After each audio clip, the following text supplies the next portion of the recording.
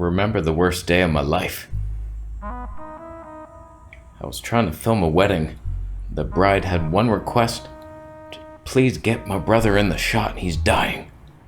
I don't know if he'll make it, but if he's in that shot, we'll have that memory.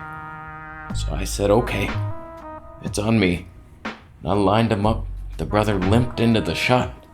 I don't know how he made it. I almost cried. Took the shutter, looked down at the screen. Brother was half cut off. The lens wasn't wide enough. I'll never make that mistake again. All I want is the perfect camera. All I want is the perfect camera. Alright, that got dramatic fast. We got a new lens here. Nisi. I remember when this thing was announced. I was like, why? The Laowa 15mm Tony 2. I was like, there you go. This is a 15mm Tony 4. I was like, why would you do it? It's almost as heavy. Not quite. Math. So I was like not that impressed, but then they messaged me offering it for free. I love it. I was fully expecting not to be very impressed. If I'm being honest with you, I've had many third-party companies with manual focus lens offerings, and just they disappoint every time. But I took this thing, I threw it on the camera, I made a video, and I was like, that's sharp, that's pleasing. There's something magic about this. Is the Sunstar lens of our time. Apparently wide open apertures can get Sunstars. If only I had a fill light. Huh? So when it comes to build quality, all metal build feels fantastic. Short focus throw, done.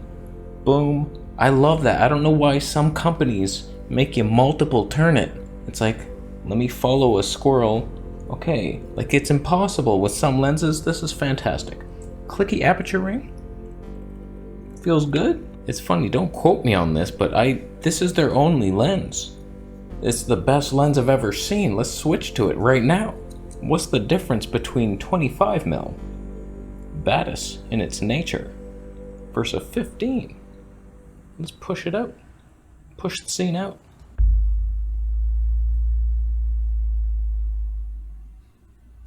If there's one thing I know for sure, it's that I don't know how lighting works. I have zero ideas. We're at 0 meter. I hate lights. Switching from a Tony 2 to a Tony 4, obviously things got darker, so I compensated by raising the light brightness, and then it created hot spots, yet we're still at 0 metering, which I need to be up over 1.3 for Sony S-Log. I don't know how life works. We're just gonna leave it. It's fine. Trust me. But how fantastic is it? It's sharp. And Tony 4s, it's a pleasing amount of tone back there. And we're gonna go do a little vlog test. I have a feeling it's gonna falter pretty hard in the stab, because Sony doesn't share their protocols for whatever reason. We'll do a little, maybe bring the 20mm, show you that Sony lenses are very stable because of the secrets that the reptilians hide from us. And then somebody wants to go to work, make a lens. Oh, sorry, we forgot to tell you. You have to lower the millimeter percentage by 1. You didn't know that? We didn't. Closest focusing distance is this for the nose vlogs. What's that you got down there? You gonna share that or what? And then just manually, smoothly returning home. We overshot it. We're good. I find it sharp, and there's no weird colors with it. If anything, this lens improves Sony colors. I found the Laowa 15mm Tony 2. It had like a, I don't know if it was a green tint. Laowa, their symbol is the frog. So let's be real, they praise the frog. Frogs are green. Not all of them. That's not racist. This one just, it has a feel to it. Whereas on paper, I thought, why would you? Tony 4, forget about it. This has potential. There's something about ultra-wides that is just so fun. It's ridiculous, but fun. So let's go outside. We'll start off with the 20mm, see the stab, and then is this fantastic, and can we get Sunstars? I'll do some right now.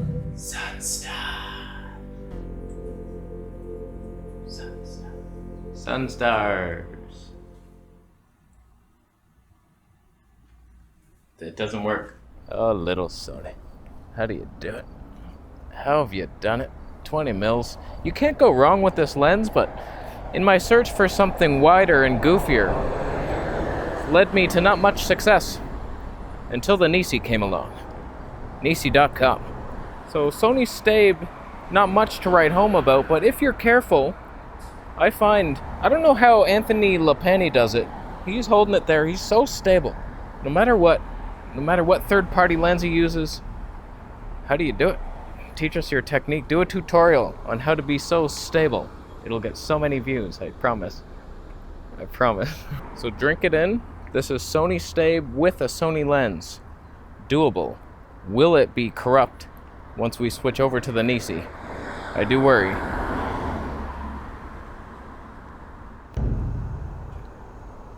There we have it. Immediately I can feel I'm less stable, emotionally and metaphysically. How's that Stabe doing? They also sent me a variable ND. They make other products. This is their first attempt at a lens, but everything they've sent me looks high quality. Just first impressions, it's like, it's not gonna break on you. We'll see if there's any color cast to the ND filter. I'm not sure how the slow motion is gonna work, but I do have a street to cross.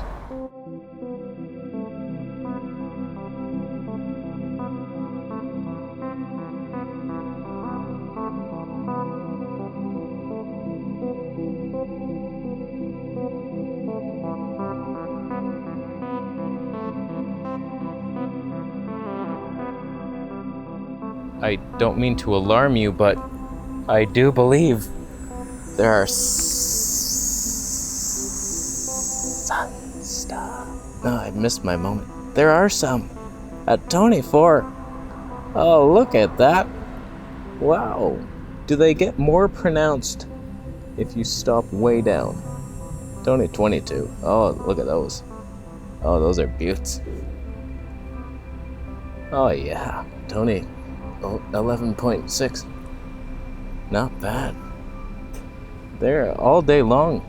So if you want to do starlight, twinkle, tree, Sunstar vlogs, you could. So let me tell you where this fits in the Sony wide-angle arena. You have the ultimate G Master 16-35, but it's so expensive and heavy. It's like almost why bother? Is that a beat? It's not really an option. You got the Laowa 15mm Tony 2. It's a bit heavier, like 30 grams heavier, not much, which is surprising. It was so heavy, and this one doesn't feel quite as heavy, but it's like twice the cost of this. This is only $429. We're talking $429 for that sharpness and the Sunstars? You kidding yourself?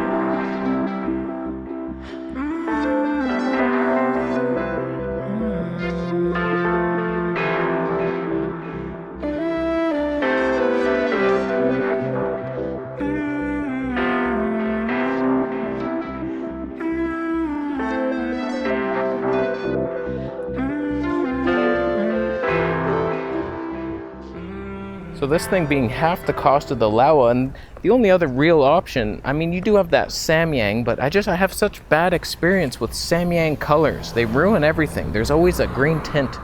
Other tints too, yellow and shit. Green and yellow. Sigma options are way too heavy and expensive. You could spring for the 14mm Sony 1.8, but that thing's like, what, $1,600? That's 3 of these lenses. You'd need 3 more cameras. 2 more. I know math. This one has no electronic contacts though, so you can't do the catalyst browse with it. But if the stave is good enough, it could be a decent lens for this purpose, which is what they designed it for. Sunstar vlogging.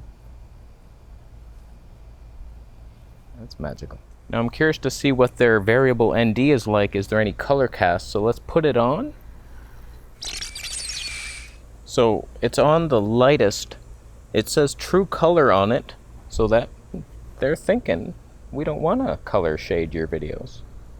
Dark. It's got hard stops. It's not magnetic. That's a problem. Pro Nano. It's got nanotech in it. So now we're at a somewhat decent 125th and 2000 ISO. Why are you doing it to me, Sony? So is there any strange color weirdness? Any vignetting? Can we find it? Can we still get Sunstars with an ND? They're minor. They're in there. They're somewhat in there. But I'm just looking for NDs. I mean, vignettes in the corners. Seems to be clear. I'm pretty happy with it. For a third-party lens maker that I've never heard of, like, they just blew it out of the park. I'm looking forward to their next releases. I don't know if they even have anything on the way. This might be a one-and-done deal. Fantastic little lens, and the filter seems good. They sent me smartphone filter, so we'll review that in another video. See if we can get the Huawei P40 Pro to make me look somewhat oh god! How's the stave on that? Probably not good. All I know is this thing punches above its weight. I'll tell you that much. For $429 for this, like, I know it sounds, oh, 24, that's hardly anything. For landscape pictures, you losers. Oh, look, Helen, there's a bear. I hope he doesn't see me. Oh my god, he heard the shutter. Oh, he's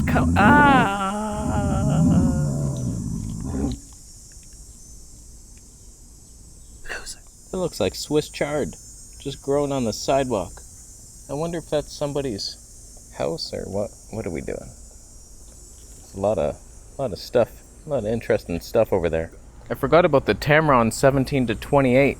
It's just not wide enough or long enough. It's just such a weird zoom range, and it's heavy, not very stable, probably similar to this in its stability. It's a decent option. For so cheap, you can't go wrong. Affiliate links, if I saw one right now, I'd be clicking it. That's all I know. So thank you, Nisi, for sending me the lens to review. Honestly, if I'm looking for flaws, it's a bit heavy for its weight, and that's about it for me. But like, this is probably a landscape photographer's lens. Perfect. You're on a tripod anyway, hiking up with your granola bars and coffee, instant coffee and a thermos. You're a freak. I hope your socks are wet. And it's a good lens. I don't see any faults. In my opinion, it should be lighter than what it is, but it's not. So I don't know how to make a lens. But the quality we're getting for a Tony 4, I guess it has to be that heavy. And it is. And it's fine. It's too heavy. The filter seems decent. It's a 1-to-5 stop, but it has no lens cap. So that's always annoying. You'd have to buy a 77mm lens capper.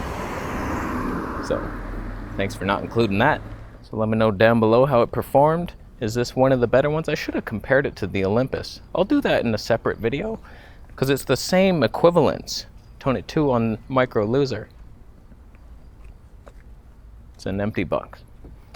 I'm gonna leave after you buy a Camera Conspiracies t-shirt.